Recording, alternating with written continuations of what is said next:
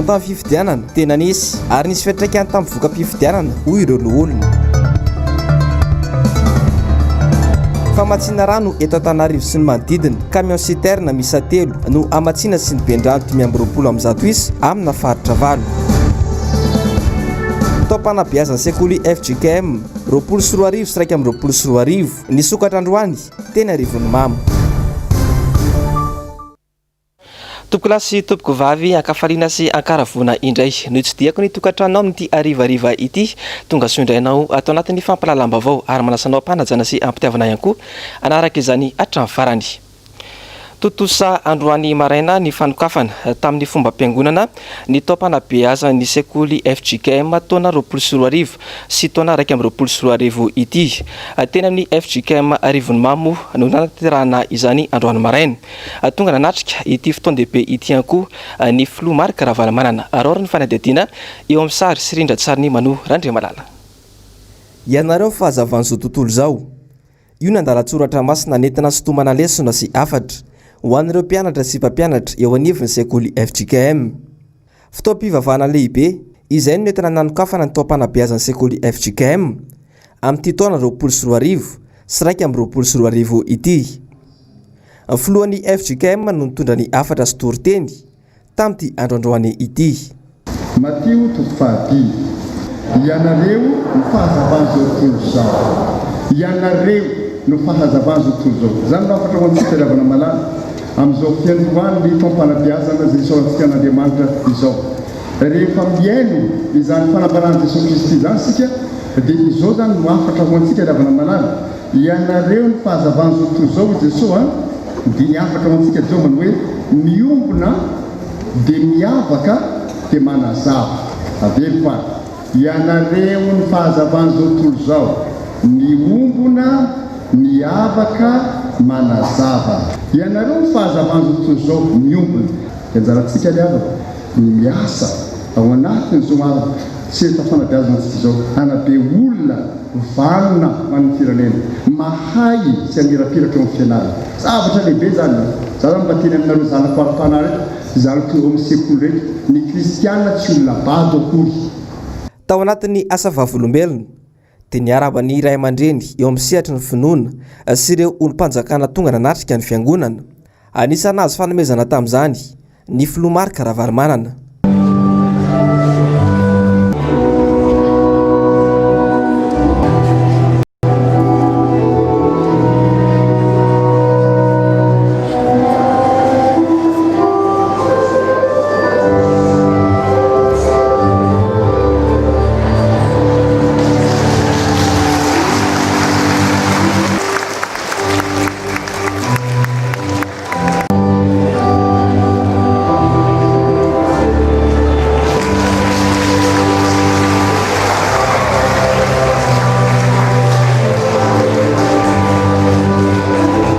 Taorin'izay dia nozaraina mari-pakasitrana ihany koa ireo mpianatra mendrika indrindra tao anatin'ny sekoly FJKM manerana ny Madagasikara tamin'ny taom-pampianarana lasiny.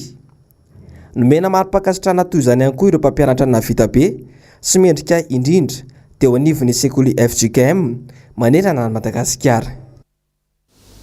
Izay amin'iny vaovao iny fanosakana ny prefektura Antananarivo renivohitra kosa indray. Ny hetsika izy saika no karakarainy ny syndicat ny paramédicaux androany. Nitondra fanazavana indrindra moa mikasika ity tranga mampalahelo ity ny filohan'ny syndicat tetsy Analakely androany. Arora ny fanadihadiana entin'ny Jessica Miray teo amin'ny sariny Tahirinena Ranarnirina. Androany no saika natanteraina ny fivirimbe nasionaly ny paramédicaux tamina toeram-pisakafoana iray teto Analakely.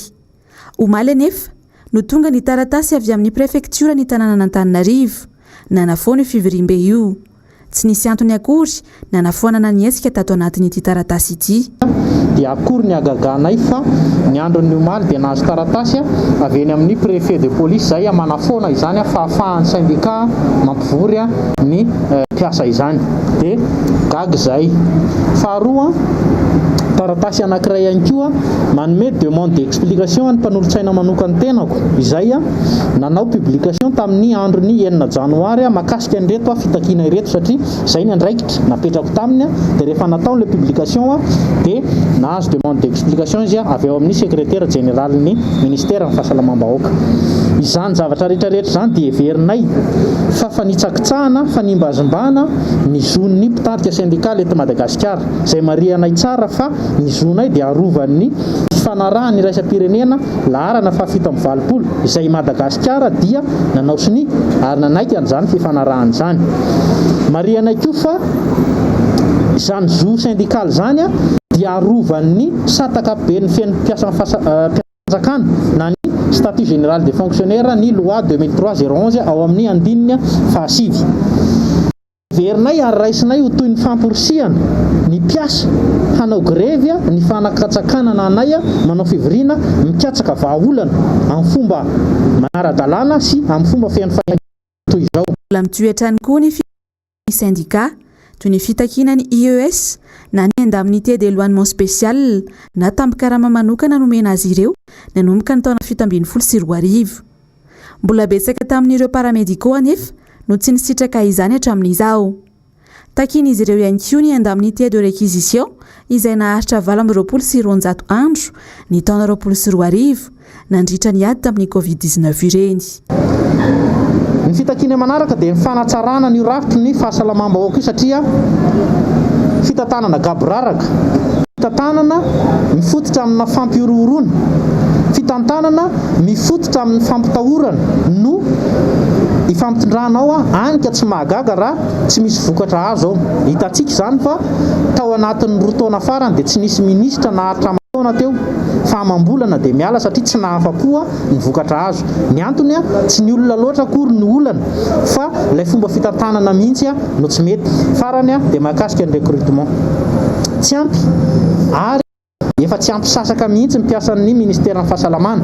Hitantsika izany ny ainantsika karary no izay raha misy ny recrutement andreo. Efa imbetsaka ny fitakiana izay nataony avy eo anivon'ny syndicaliste saingy tsy mbola nisy ny vai izany hatramin'izao. Eo indrindratsika ho izay hoe alanenina farany anay ny fangatahana fiaonana amin'ny prime ministre sy ny filohan'ny republika. Rehefa tsy miaino anay zareo dia iroso izay eo anatin'ny fitokonam-be dikan'izay. Mahery ny 520 sy 7 amin'izao ny isan'ny paramédicaux mpiasam-panjakana manerana ny nosy. Ny 20% amin'ireo dia syndicaliste avokoa.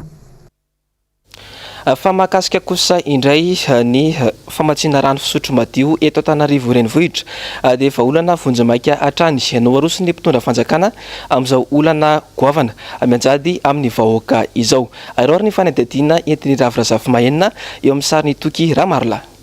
Volana maromaro izao no fahiran tanteraka ny faritra maro teto Antananarivo sy ny manodidina. Lafo no ranosotroina miampy ny fanakaramana patsaka sy ny fanararaotana samihafa. Vahaolana hitan'ny orinasa Janoary famatsiana rano ireo faritra tena mijaly amin'ny alalan'ny fiarabe mpitatitra rano. Tsy isan'andro anefa no misy fanaterana rano ary tsy ny rehetra no mahazo izany. Mbola tsy afaka aloha izany ny krizin'ny bidon jaune izay misy isaky ny popon-drano eto Antananarivo sy ny manodidina. Zara raha mivota-pakandro raha teo ireo popon-drano no mbola zara raha mandeha ihany koa ny rano.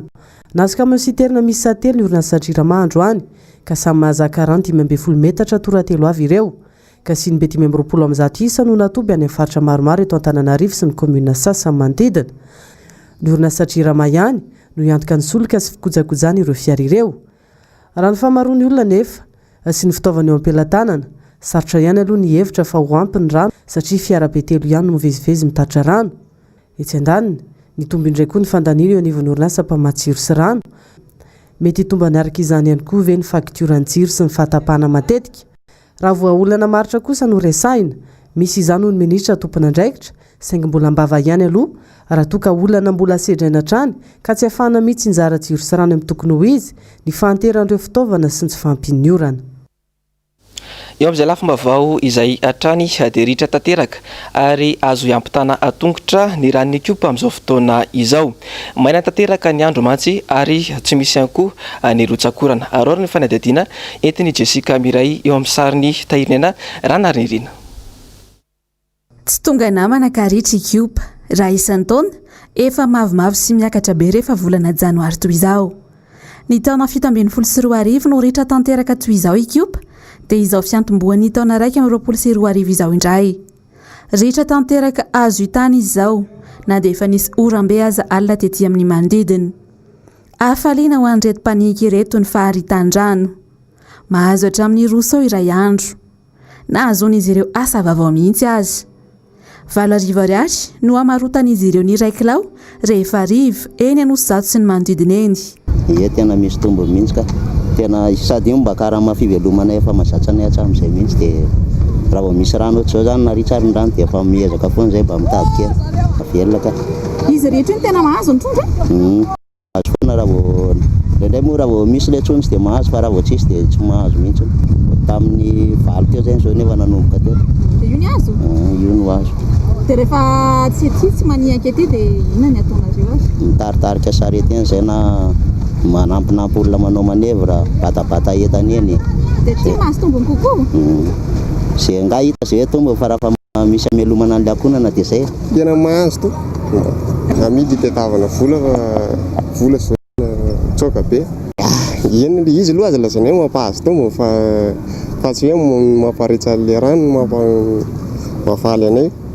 Arakaraka ny izay mpividy anazy atao amin'ny kolona zay vao nakateto aloha androany. Zay zany tsy poniny avy aty fa ponina avy any ampita tafika dia aty mba misy rano dia aty zao manenjika mitady vola. Fijaliana kosa ho an'ny mpanasa lamba. Maloto ny rano na dia efa mandeha eny ampovoany be. Tena ritra mihitsy le rano azony amin'ilay orana tsisy. Tsisy le orana. Aminareo le mpanasa lamba le rano ritra be. Tsy maintsy manasa lamba fa ny rano mipopy iny efa hita ihany hoe milarana be sady kely fandeha kely mipopy dia tsy maintsy manasa. Sady aty koa fikaramana dia tsy maintsy manao e. Efa mampijaly ihany izy. Tena mampijaly mihitsy iny. Mampatoa le izy mampijaly tena ritra tena kely mihitsy le rano dia tena mijaly be zay manasa le lamba ty. Maloto izy amin'io. Tena maloto le rano fa tsy maintsy manao.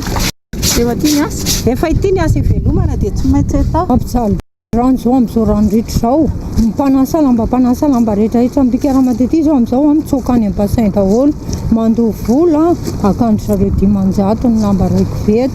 Izay anefa tsy manana fa dia miafy e. Dia rehefa ohatra ka hoe mahadodio le lamba le rano ny ala le pakatrondro dia manakobana aingana dia mameno koveta amin'io fa zay ohatra ny ala tsy maintsy manasa lamban'olona. Maloto be zany le rano amin'izao. Maloto be mihitsy izy amin'izao e. Mpakapirina, mpisavasava-trondro eo an-daniny misy daholo. Na eo aza nefa izay afalian'ny mpanika izay taratra ny fampitehan'ny tontolo iainana izao. Ahina tanteraka ny teraka haintany mavaivay aoriana kely ao. Ary efa misy fiantraikany sahady amin'ny famokarana azy. Eo amin'ny vaovaon'ny sosialy izay hatrany dia saika voamafy noho ny valanaretina coronavirus teto Madagasikara iny avokoa. Ny sehatra rehetra teto Madagasikara raha ny tatitra nataon'ny fikambanana iraisam-pirenena momba ny tontolon'ny asa na ny OIT izany. Nisy indrindra moa ny fanadihadiana nataon'ny Ravirazafimahenina sy Mateo Prince momba izay. Antapitrisan'ny olona very asa teo amin'ny sehatra tsy manara-dalàna toreo mpivarotra amoron-dalana teto amintsika.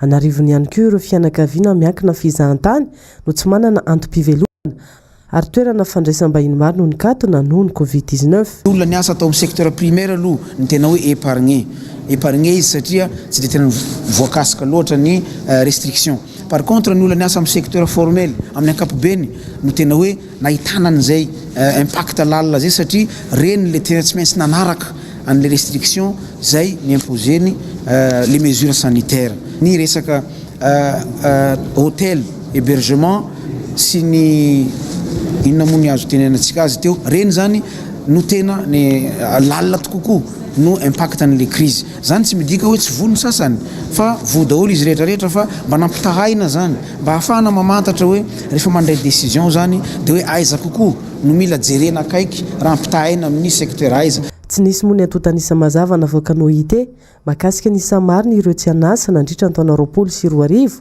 Betsaka ireo sakana tsy hafana nanao ny fanadihadiana teny fotony araka ny tokony ho izy.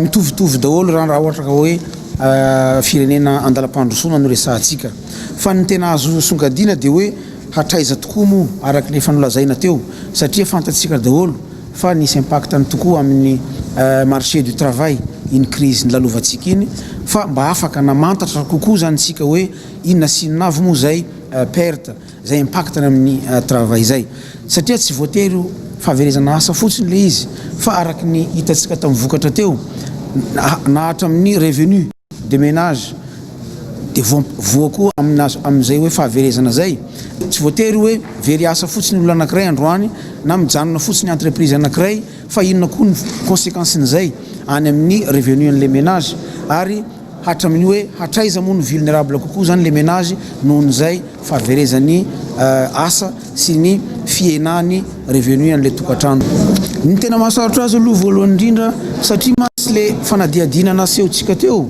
dia raha mahalala fa anatin'le période de crise mihitsy tsika no nanao azy na ny déplacement moa tamin'ireny limité na ny échantillon afaka natomina na ny échantillon afaka ny constituena nametrahana an'le fanontaniana dia limité koa arak'izay zany hoe ny azo natao fotsiny dia naafaka namoaka antsika zany to hoe raha zao ny isan'ny olona nanontaniana firy amin'izay 4% amin'izay no nanome valiny ohatran'izao zay ihany zany ny azo atao tsika tsy nanao recensement d'ailleurs moa tsy ho possible mihitsy koa ny fanaovantsika recensement amin'iny fotoana iny tsika koa tsy nanana échantillon hoe représentatif ho an'ny syndicat ny mpiasa anarivony ihany koa ireo voatery nampetony orinasa vokatry ny tsy fisiany tianadintsony ka ny ena ny vokatra teo anivony orinasa sasantsasany ny fanjakana tao anatin'izay anefa ny tazapotsiny ary tsy nitondra fanampiana ny sehatra tsy miankina ireo tsy anasa indray hitomba amin'ity taona ity raha ny vinavinan'ireo paitokarena noho ireo orinasa marobe vao manomboka amin'ny velona tsikelikely vaovao ny kolotsaina kosa indray dia malona ny fanambana ny kolotsaina sy ny vakoka malagasy izay misesylany tatoato dia namoaka fanambarana androany ny vondrona iray antsoina hoe vimva na ny vondrona iraisana miaro ny vakoka arao ary izay fanambarana izay teo amin'ny sary sy rindra-tsary ny vimva atrany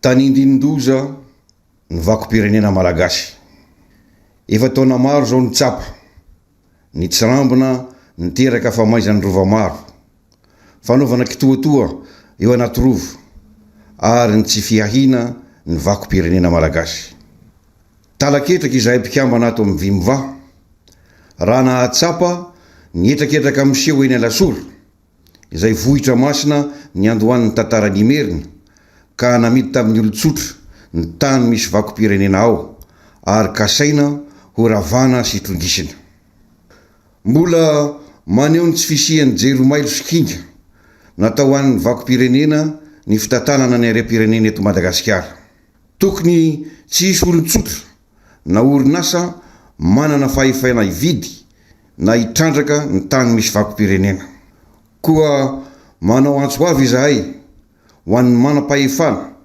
tompona andraikitry ny vakom-pirenena mangataka azy ireo hijoro sy handray andraikitra eo anatrehan'ny vahoaka hampitsahatra izao fanjakany izao masina ny tanindrazana tompoko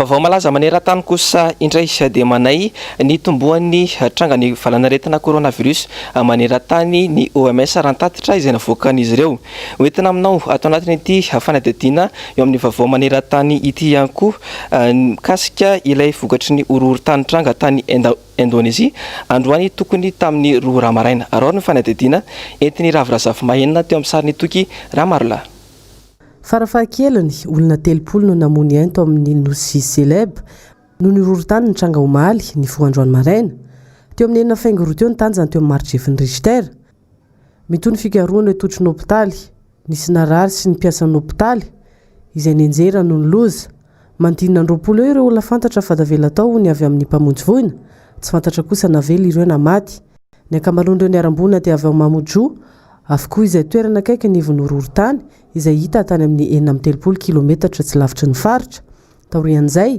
nisy tany iotsaka kabetsaka ny lalana tapaka tsy ivona vao malalaka misy efa nitrangana orohorontany afa tao seleb nanana tanjaka 5 faingovalo 5 tsy nandrava firy mahakasika ny valana retina covid-19 kosa vontranga ny vondrony iraisam-pirenena ho an'ny fahasalamana OMS hatreto mandina roa tapitrisa eo ny olona namony ainy maneran-tany betsaka nezaka tokony amafisy noho izany indrindra amin'ny fisian'ny trangana retina amin'ny endriny vaovao izay mbola mafy noho ny covid-19 isaky ny 3 volana no mivory ireo mpikambana misahana ny fianaky ny valana retina eo anivony OMS raha ny tokony ho izy voaterina ntsona mialohan'ny fotoana nefa ireo mpikambana andinika ny zava-misy ary hitady vahaolana faran'izay aingana firenena maro no efa nandrevepetra mifanandrify amin'ny fianaky ny aretina toa ny Royaume-Uni izay nanakatona ny sisy tany amin'ireo sidina avy any amin'ireo firenena ny atsimon'ny Amerika sy ny any Portugal no ny endrika vaovao hafa hita tao Brésil.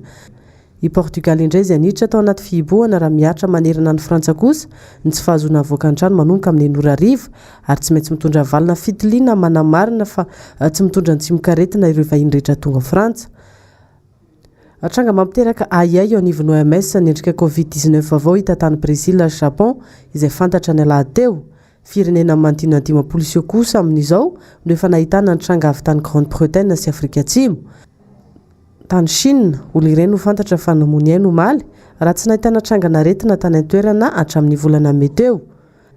Firenena maro araka izany no niverina ny hiboka toa any Liban sy Tunisie.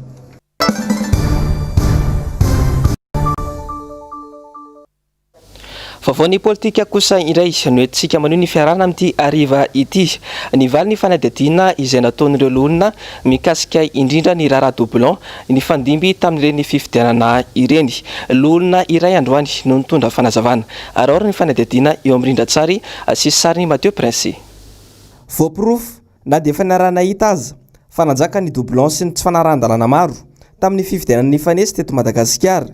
Voaporofon'ireo olona indray tamin'ny enquête parlementaire izay nataony fa tena nisy tokoa ny doublon ary tena nisy fiantraikany lehibe tamin'ny voka-pifidianana izany. Ny anay zany vita ny asa natao tamin'iny efa natolotra ny président Sénat efa nanao tatitra tamin'ny conférence des présidents zany zahay dia ho alefa any amin'ny ambaratonga ampitondrana amin'izay zany ireo rapport anankiefatra ireo. Dia ireo zany no tokony hafantatra iny ny anjarandraikitra tokony horaisiny zany manodidina an'iny. Ny azoko lazaina fotsiny dia zao misy androm-panjakana maromaro eto io tatitra ataona io dia ho avoaka amin'ny gazety-mpanjakana dia dikan'izany maha gazety-mpanjakana zany fantatry ny bebe sy maro sy ny sisa dia samy tokony ny andraiky ny fandraifa amin'izay ny androm-panjakana sy ny rafim-panjakana rehetra. Faniparitaka be atao anatin'ny tambajotran-tserasera androany fa mibodo ny tranon'ny ministera fambolena ny anabavy ny filohan'ny ateny merandonina amperinasa dia tsy iza zany fa Andriamatoa Rivo Rakotovao nitondra fanazavana misimisy kokoa mikasika ity raharaha ity moa ny tenany androany. Arory ny fanadihadiana noentin'ny Jessica Miray teo amin'ny sary nitairinaina raha narinirina. Mandeha resaka amin'ny izao ny anesorana ny filohan'ny anteny merandonina amperinasa amin'ny trano fonenany etsinany zany. Trano izay nomena hipetrahany Rivo Rakotovao fon'izy ministry ny fambolena. Trano izay efa potika tanteraka no navaozina. Sady mea ny gaga amin'ny firenentsika izany ve aloha zany mamaky amin'ny firenena. Sady ny faharoa dia ny lalàna ihany no arahany filohan'ny anteny merandonina ny Rakotovao Rivo. Ofa miraponao gazety fa tsy dia tsara loatra ty taratasy ty fa aloha no marina ny lazaina. Ny attribuena napetrahana ny ministra Rakotovao Rivo tamin'ny fotoanany nisy ny agriculture izy ary dalàna zany. Io trano efa very tao fantatry ny ministère agriculture zany tondrany olona sy anaovan'ny olona ny tsy fanao tsy fahita masoandro tsy fampiseho masoandro tao amin'ny trano io. Zany natonga tamin'ny fotoana hoe amboarina io mipetrahany ministra sisy olona hafa ny arivana. Tateorina zay dia taratasy ty satria lasa présidence dia mbola taratasy ministra io tamin'ny fotoanandro milaza hoe dia attribuena amin'io donc président Sénat satria ny Sénat tsy manana trano.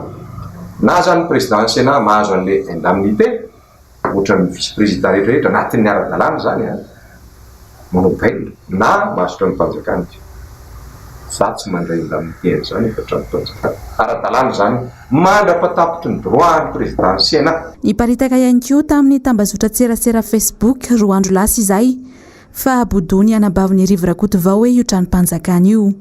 Ngao tsy afaka mipetraka miaraka amin'ny président Sénat na i Rakotovao Rivo ny anabavy na ny ray aman-dreny na ny zota na iza izy lalàna mametra an'izany eo magnino tsika ny tsy fanaotr' zany zany ve zay lazaiko hoe mahita loatra n'ilay fitaratra fotsiny hoe le rakoto voarivo tsy maintsy enjehny satria lehibe mpanohatra ao eo izy hoe izy ianao ny laza fiainan'olona manokana zany tsy afaka mipetraka miaraka amin'ny anavaviny olona anankiray ao anatin'ny ara-dalàna ihany zay amin'io tsy misy mihoatra n'izay ao rehefa tonga ny fotoana rehefa mivalita tamin'izany ministry ny finance tamin'ny fotoanandro satria zay vao nahita ny taratasy nalefa ministry ny agriculture iny matsy tamin'ny mois de juillet 2019 nanontaniako tsy ministre ovy ministre ianao mbola carré général tao tamin'izany ministre fantatrao tsara io resaka trano io ka ino ty taratasy ataon'ny ministre ny finance ty ny ministre ny finance ndray tamin'izay dia hoe ianao sady mahazo endaminy mahazo an'ilay baila